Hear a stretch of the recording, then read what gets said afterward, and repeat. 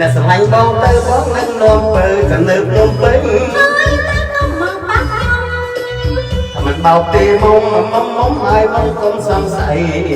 បងកាត់តបបាត់ថ្មីកាន់លីនីសពុនខ្លីឲ្យពិសីស្រីប្រាំងហឺហាខ្ញុំមិនចេះតែ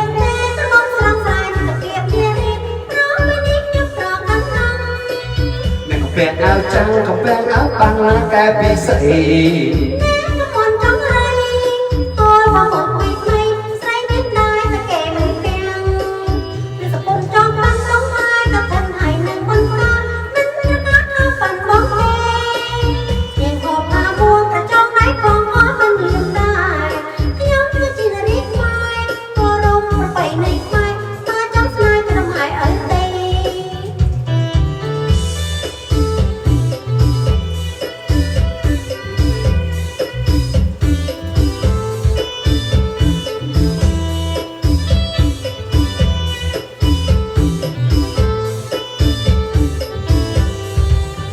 ស្រឡាញ់បងទៅបងនឹងនាំពើទៅនៅភ្នំពេញហើយតែក៏មកបាក់ខ្ញុំ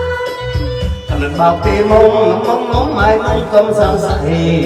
បងទៅខោបាត់ថ្មីកាន់លីនីសពុនខ្លីឲ្យពិសីស្រីប្រាំងហឺហាខ្ញុំមិនចេះតែទៅមកស្រងស្រ័យទៅគៀបជារីព្រោះពេលនេះខ្ញុំប្រកាសថាពាក់អាវចាំងក៏ពាក់អាវត្រាំងណាកែពិសី